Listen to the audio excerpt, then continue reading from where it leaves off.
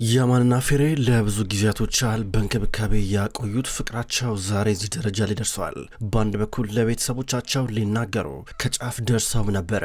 በተለይ ደግሞ ዛሬ የፌራይ ልደትም ጨምሮ ነው። በዚህ መሃል ያማንን ከልቧ ያፈቀረችውና የወደደችው ኤሊያና የፌራይ እህት ናት። አሁን ኤሊያና እንደዚህ በሆነችበት ሰዓት ላይ ጭራሽ ብላ ወደ ያማን መኝታ ክፍል ገብታ እያየችው ነበር። ገላውን ሲታጠፍ ፍጥጥ ብላ ድንገት ጉልፈን መታ ተቆጣቻት። ከዚህ በኋላ ደግሜ እሱ ክፍል እንዳላይሽ አንቺ ከዚህ ቤት ሰራተኛ በበለጠ ከሌላ ምንም ትርጉም የለሽም ብላን ነበረ እና ያማን ግን ሌላ አጣብቂኝ ውስጥ ገብተዋል። ያማን ከወንድሙ ኦካን ጋር በመሆን ኦዛር የሚባለውን ትዕቢተኛ ድንገት ተጣልቷቸው የነበረውን ልጅ ሰውነቱን ለማስወገድ ሞክረዋል። አሁን ያማን እንደዚህ በተጨናነቀበት ሰዓት ላይ ፌራይ ደወለችለት። ምን ነው ጠፋ በሰላም ነው እያለችው ነበረ።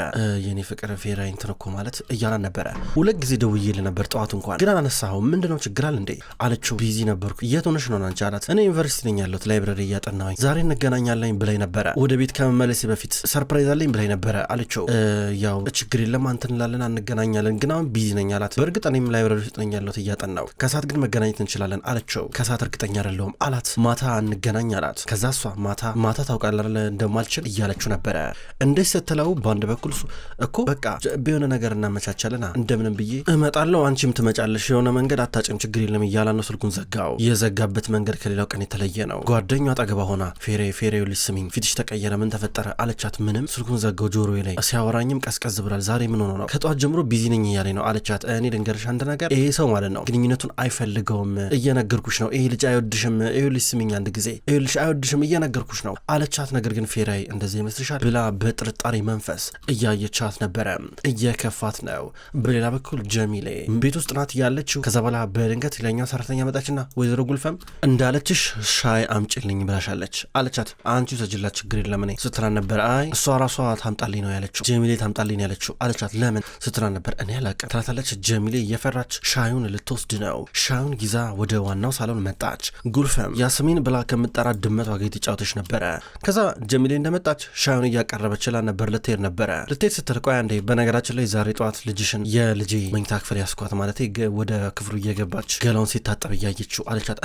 ምን ማለት ነው? ኧረ ሊሆን አይችልም አለመግባባት ተፈጥሮ መሆን አለበት ትላለች ጀሚሌ። በአይኔ በበረቱ ነው ያያት። ልጅሽን ከዚህ ቤት በነገው ዕለት እንድትወጣ ማድረግ አለብሽ። ሸኛት፣ ሌላ ቦታ እንድትሄድ አድርጊያት። ያቺ ነፍረተ ቢስ ከዚህ በኋላ እዚህ ቤት ውስጥ ላያት አልፈልግም አለቻት። ወይዘሮ ጉልፈም የት ልጅ ልልካት ትችላለሁ እንዴት ብዬ ስትራ ነበር። አላቅም ኤሊያናን ግን እዚህ ቤት ከዚህ በኋላ ላያት አልፈልግም። በቃ ከዚህ ቤት ትውጣልኝ። አይኗን ማየት አልፈልግም። ገባሽ አይደለ? ይሄን በማድረጌ ማለት ጸጸተም ስትራ ነበረ። ወይዘሮ ጉልፈም ግን እኮ እያለች እዚህ ጋር እሷ መለመን ጀመረች። በቃ ይሄ የመጨረሻ ውሳኔ ነው። እኔ ምንም አይነት ተቃውሞም ማልቀስም ምንም አይነት ልመናም አልፈልግም። ከዚህ በኋላ መሄድ ትችያለሽ አለቻት። ጀሚሌ እያዘነች ትመለሳለች። ጉልፈም ሻይ መጠጣት ቀጠለች። ጀሚሌ ከመኝታ ክፍል እየወጣች ድንገት ባዴን አገኘቻት። ከዛ ስታገኛት ወይዘሮ ጉልፈም አለች እንዴ ብላ ጠይቀቻት። አዋለች ግቢ ስትላን ነበረ።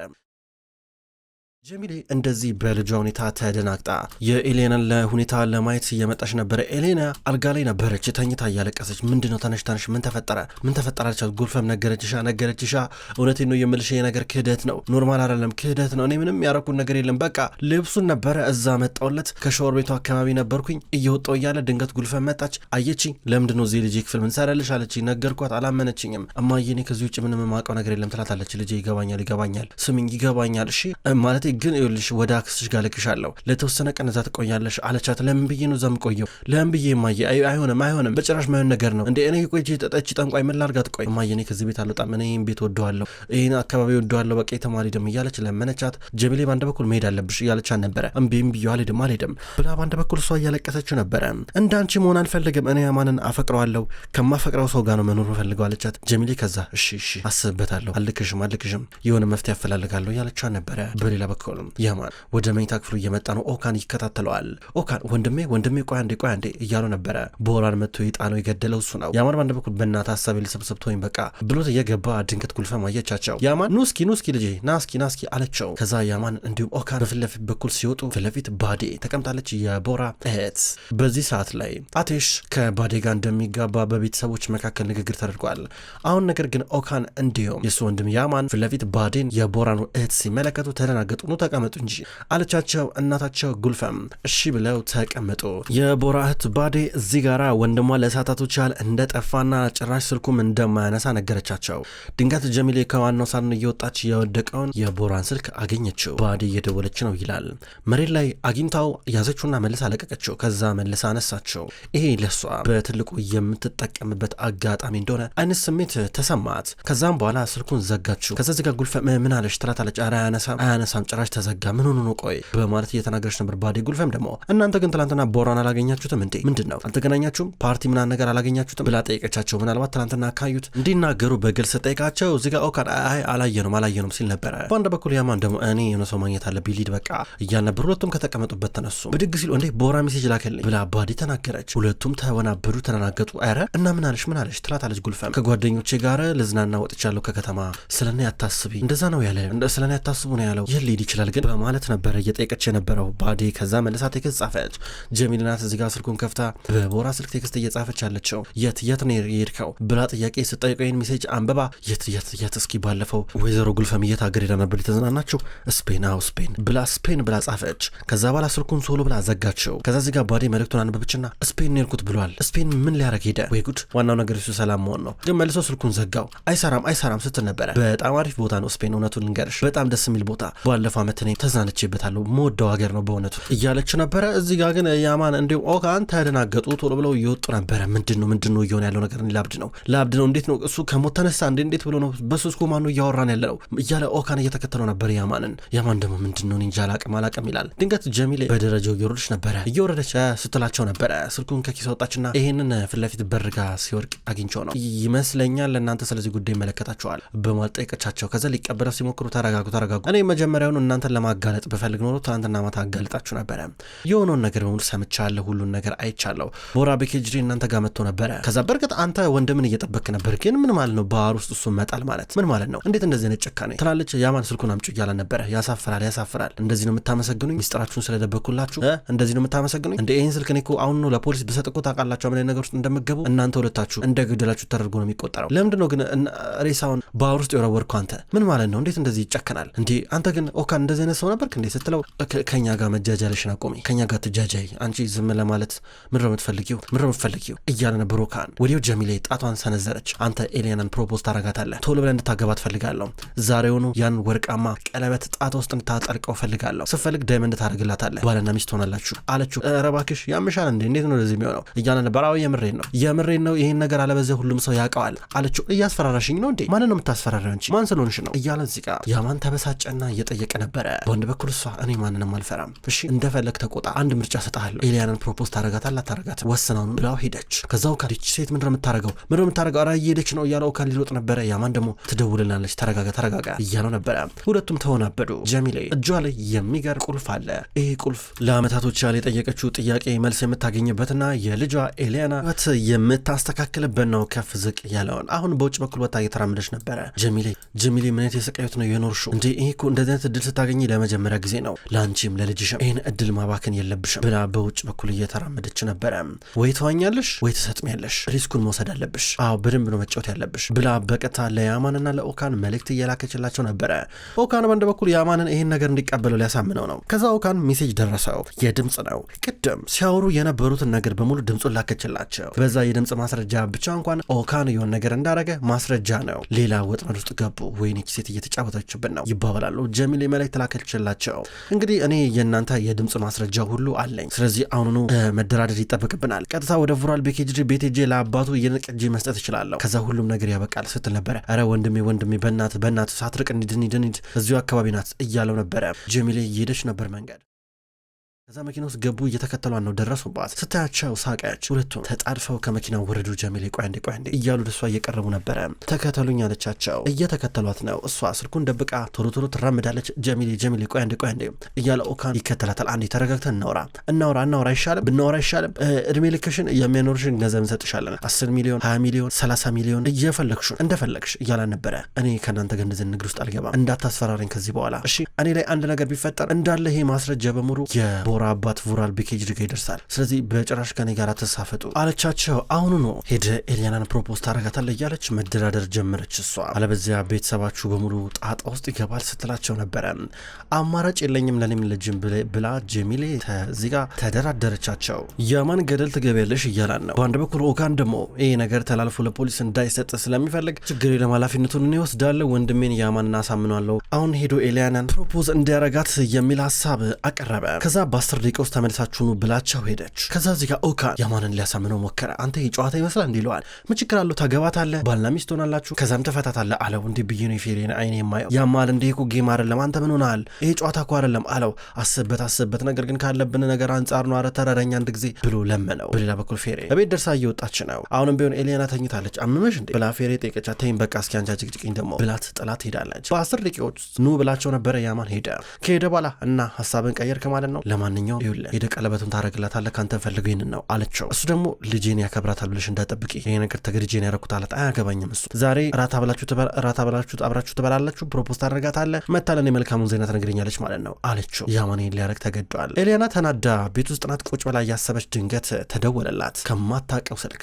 ደሞ ማን ነው የሚደውለው በዚህ ሰዓት ብላ ስልኩን አነሳች። እየሰማሁ ነው ትላለች። ኤሊያና ዛሬ ጊዜ ካለሽ እንገናኛለን፣ አብረን ወክ እናደርጋለን አላት። ምን አለች። በጣም ደስ ብሏትና ሰርፕራይዝ ዶና እንድንገናኝ ፈልጌ ነበረ፣ ላገኝሽ ፈልጋለሁ። ዛሬ የተወሰነ ለመወት ተፈጥሮ እንደነበር ሰማሁኝ፣ ከማዬ ጋር ወርቻለሁ፣ ችግሩ ተፈቷል፣ ስለዚህ ተገናኝተን ማውራት አለብን እያላን ነበረ። ደስ አላት። በግማሽ ሰዓት ውስጥ እመጣለሁ አለችው። ልዘንጥ ነው ገብታ ፌሬን የጸጉሬን አስተካክይልኝ ብላት ወደ ውስጥ ገባች። አንደኛውን የፌሬን ቀሚስ ለበሰች። ቀሚስሽን አበድሪኝ ብላ ከዛም በኋላ እዚህ ጋር ልታበድሪኝ ትችያለሽ ይህን ስትላት ፌሬ ደነገጠች።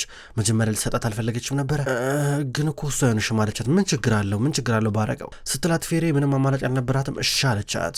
ይህን ቀሚስ ከዚህ ቀደም ጥሩ ጊዜ ስታሳለፍ ከያማን ጋር አድርጋው ነበረ። ከዛ አሁን ዝንጥንጥ አለችና ቀሚሱን ለብሳ ከቤት ልትወጣ ነው። እናቷን አገኘቻት። እማዬ ያማን እኮ ደወለልኝ እንገናኛለኝ እኮ ችግሩ ተፈቷል መሰለኝ አለችው። አዎ ተፈቷል፣ እኔ ማናግሬው ነበረ። በቃ ሂጂ እሺ፣ እኔ ሁል ጊዜ እናትሽ ከጎንሽ ነኝ፣ እኔ እያለሁ ምንም ነገር አንቺ አትሆኝም አለቻት። ከዛ እዚህ ጋር ኤሊያና ደስ ብላት እናቷን በፍጥነት እያቀፈቻት ነበረ። ተጣድፋ ትሄዳለች። ከዛ ጀሚል እዚህ ጋር ልጇ ስትሄድ እያየቻት ልጄ ገና ህይወትሽን በደስታ አሸበርቀዋለሁ ትላታለች። ኦካን ቀለበቱን ገዝቶ መጥቶ ለያማን ሰጠው። ይኸው ይሄን አርግላት ብሎ እየሄደ ነበረ። ከዛ መኪና ውስጥ ገብቶ ተቀመጠ። ኤሊያና መጣች፣ በሩን ከፍታ ገባች። እንሂድ እያላን ነበር። ቀሚሱን ሲያየው ፌሬን እያስታወሰ ነበረ። በጣም ከፋው። ፌሬ በሌላ በኩል ወደ ኪችን እየመጣች ነው ልታበስል። ከዛ እዚህ ጋር ድንገት ጉልፈን መጣችና እንዴት ነው ልጅሽ ነገ ትሄዳለች አይደለ ስራ ነበረ። ከዛ ጀሚሌ አዎ እያለቻን ነበረ። ከዛ ጉልፈም ተቆጥታ እንዳላያት ልጅ ከዚህ በኋላ ብላ ከሄደች በኋላ ከዛ ፌሬ የማይሆን ነገር እየሰማች ነው። እዚህ ጋር ጀሚሌ እየተናገረች ነው። ያማን ቅርብ ጊዜ ነው የወጣው ከኤሊያና ጋር ዛሬ ፕሮፖዝ ያደርጋል ብላ ተናገረች። ፌሬ ደነገጠች። እየዋሸሽ መሆን አለበት ትላታለች። አዎ ለምሮ ማዋሻ ምን አስዋሸኝ? እውነታውን እኮ ነው እንትን ያልኩት፣ ደዊና ጠይቂው ከፈለግሽ አለቻት። ስትደውልለት ለያማን አያነሳም። ወይኔ ኤሊያና የሆነ ነገር ውስጥ ገብታለች ስትል ነበረ። አሁን ገና ነው ቀስ ብሎ እየገባት ፌሬ። ያማንና ኤሌና አሁን የሆነ ካፌ መጡ። እሷ ብቻ ነው ዝም ብላ የምትጣጣው የምታወራው። አንተ የሚገርም ምግብ ነው የጋበዝከኝ ብላ አንተ አበላም እንዳለችው መብላት አልፈልግም አንቺ ቢ ይላታል። እሺ እና ከበላም በኋላ ምን ልታወራኝ ነው አለችው። እንዴት ነው ማስክ ሰው ነኛ ደስ ላሏ አልደብርማ እያለችው ነበረ። ዛሬ ጧት ከእናተ ጋር መጥፎ ነገር ተፈጥሮ ነበሩ ለመናገር ልቤን ሰበረችው፣ ያላሰብኩትን ነገር አሳስባኝ በማለት ተናገረች። አንተ ግን ስለጠበከኝ አመሰግናለሁ አለችው። ከግድም ጀምሮ እሷ አስታወራ ነበረ። እሱ እየጠጣ ነው ያለው። ታገብኛለሽ ይሌኔ ብሎ ጠይቃት። ምን አለችው። ታገብኛለሽ ወይ ጠይቃት። እንዴ ይሄ ነገር ቀልድ ነው አይደለም ወይኔ ፈጣሪ ወይኔ አልጠበቅኩም ነበረ፣ ምን ለማለት ፈልገህ ነው? ምንም እየገባኝ አይደለም አለችው። እንደፈለግሽ አስቢው፣ ነገር ግን ከቸኮልኩኝ ይቅርታ አላት። ኧረ ያማን አልቸኮልኩም እኔ ከልጅነት ጀምሮ እንደምወድ ታውቃለህ አይደለ? በልበለ እስቲ እንግዲህ በላ እያለችው ነበረ። እጁን ስትይዞ ለቀቃትና ድንገት ቀለበቱን አወጣው። ይህን ቀለበት አርጊው እያለ ነበረ። አንተ አታረግልኝም አለችው። ራስሽ አርጊው አላት። ቶሎ አረገችው። ዳይመንድ ነው አለችው። አዎ አላት። ወይኔ እንዴት ደስ ይላል ብላ እያመሰገነችው ነበረ። በጣም ሮማንቲክ ሰው ነህ ብላ ታደንቀዋለች። እንዲህ እያሉ እዛ ተቀምጠው ማውራት ቀጠሉ። ነገር ግን ያማን እየጨነቀው ነበር። ቻው ብሏት ሄደ። እሷ ጣቷ ውስጥ ራሷ ያጠለቀችውን ቀለበት እያየች ስትደመም ስትገረም ነበረ። ኤሊያና ከተወሰነ ቆይታ በኋላ ቤት መጣች። ስትመጣ እህቷን ፌሬን አገኘቻት። ስታገኛት ተመልከች ወደፊት ባሌ ማን እንደሚሆን ታውቋል። ያማን ነው አየሽ ቀለበቱ አያምርም? እሱን ያሰረልኝ አለቻት። ፌሬ ደነገጠች። ለማን እየከበዳን ነው? የምርሽ ነው አለቻት። አዎ የምሬ ነው። ምንድነው ፊትሽ የደነገጥሽ ይመስላል? ምንድነው ፊትሽ ተቀየረ እንዴ? ፌሬ በሰላም ነው አለቻት። እሱን ነበር ያገኘሽው? አዎ እሱን ነበር ያገኘሁት። ፕሮፖዝ አረገኝ። በእውነት አልጠበኩም ነበረ። ታገብኛለሽ ወይ ብሎ ሲጠይቀኝ ሰውነቴ በአንድ ጊዜ በድን ነበር ነው። እንደዚህ ሰርፕራይዝ ያደርገኛል ብዬ አልጠበኩም ነበር። ለማንኛውም ግን ደስ ብሎኛል። ምንድነው ደነገጥሽ እያለቻት ነበር። ያማን ደግሞ ከጀሚል ጋር ተገናኘ። ቀለበት አረክላት አለችው። አረግላታለሁ። ያከብራታል ምናምን ይወዳታል ብለሽ እንዳትጠብቂ እያላ ነበረ። በአንድ በኩል እዚህ ጋር ደግሞ ኤሊያና ፌሬን ደወለች ጠይቀው ከፈለግሽ እያለች አልነበረም። ከዛ በኋላ ካላመሽ ላሳየሽ ብላ ደወለች እዚህ ጋር ያማን አላነሳውም እያለ ነበር። እዚህ ጋር አጠገቡ የነበረችው ጀሚሊናት አንሳ እያለችው ነበረ። ሄሎ የኔ ፍቅር እንዴት ነው ዛሬ አንገናኝም? እንዴት ነው ለሁሉ ነገር ለቤተሰብ ልናገር እንዴ አለችው። ደስ እንዳለሽ እያላን ነበረ። ይሄ ማረጋገጫ ነው። ከዛም በኋላ አሁን እዚህ ጋር አመማት ሆዷን ፌሬ። ከዛ የጨነቃት እያለቀሰች እዛው ቁጭ ብላ ታስባለች። ከዛ በቀጥታ ወጣች። ለረጅም ጊዜ ሲገናኙበት የነበረው ብዙ የፍቅር ጊዜ ያሳለፉበት ቤት እየመጣች ነበረ። እዛ ከመጣች በኋላ አበቦቹ ላይ በውጭ በኩል ያሉትን በሙሉ ጋዝ እያርከፈከፈችባቸው ነው። ይህን ስታረግ ብዙ የማይረሱ ትዝታዎችን እያማማ ያለችው ፌሬ ዛሬ የምችል አይመስለኝም አላት። ረሳው እንዴ ዛሬ ማታ እኮ እንደምንገናኝ ተነጋግረን ነበር አለችው። ከዛ በኋላ ልሄድ ነው ኦካን ተጠንቀቅ እያለው ነበረ። ከዛ በቀጥታ ያማን ወደ ቤት መጣና እሺ እዚያ አበባ ምናምን ነገር ያልገዛሁት ቢዚ ነበርኩኝ ጊዜ አልነበረኝም አላት። ልስም ሞከረች። ትንሽ እየሸሻን ነበረ። ሽጉጥ አውጣ ደረቱ ላይ እየደቀነ ነበረ። ለምንድነው አንተ እህቴን ትወዳን ነበር እንዴ እስከዛሬ ድረስ? ኤሌናን ትወዳን ነበር ከኔ ጋር ሆነ እሷን ስትመኝ ነበረ ድልን ስታመቻች ነበር አለችው። የመሰላት በአንድ ጊዜ ሳይሆን ነገር የመጣው ከድሮ ጊዜ ጀምሮ ከልጅነቱ ጀምሮ ሲወዳት እንደቆየ ነው። ሽጉጡን ተቀበለችውና ንገረኝ አለችው። ከዛ አገባታለሁ ኤሊያናን እያላን ነበረ። አገባታለሁ ምን ታመጫለች ሲላት ሽጉጡን ሰጠችው እንደፈለክ ብላው። እሱ ጥሏት ወጣ። ራሱ ላይ እንኳን አልተኮሰም። ከዛ በኋላ ትቷት ከሄደ በኋላ እሷ እዛ ውስጥ ቀርታ እሱን ማቃጠል ጀመረች። ቤቱን አነደደችው። ውስጥ ልቃጠል ብላይን ከማይ ብላ በአንድ በኩል ያማን ጨንቆት ትቷት ሄደ። ከዛ በኋላ ባህሩ ዳርቻ ሆኖ እያየ ነበር ብዙ ነገሮችን በጨለማ። ድንገት አቴሽ ነበረ ተደውሎ የተነገረው ቤቱ እየተቃጠለው ተብሎ። ከዛ መጣና ወፍራም ነገር ለብሶ ደርቦ አቅፏት ይዟት ወጣ። ተሸክሟት ወደ ሆስፒታል ይዟት እየመጣ ነበረ። ለአያቱም ደውሎ እሳቱ እንደጠፋ ነገረው። ወደ ሆስፒታል ይዟት ከመጣ በኋላ ሕክምና ተደረጎላት በጧት እሱ ገባ። ከዛ ነርሷ መታ እንዴት ነው የጤና ሁኔታ ብሎ እዚህ ጋር አቴሽ ሲጠይቅ በአንድ በኩል ፌሬ ፈርታ ቀና ልትል ነበረ። ቀናት በይ እንደሱ ሁኚ እንዴት ነሽ አሁን አላት። ደህና ነኝ ትለዋለች። እሳት ተነስቶ ነበረ የነበርሽበት ቤት ውስጥ እኔ ነኝ እዛ ገብቼ ይዤሽ የወጣሁት እያላን ነው። ከዛ በኋላ ዶክተሩ መጣና ሁኔታ እንዴት ነው ብሎ ሲጠይቅ ደህና ነው እሷም ደህና ናት ልጁም ደህና ነው እንኳን ደስ አላችሁ ሲል ነበረ። አቴሽ ግራ ገባው። ፌሬም ደንግጣለች። ፌሬ ባላሰበችው መንገድ ከያማን አርግዛለች።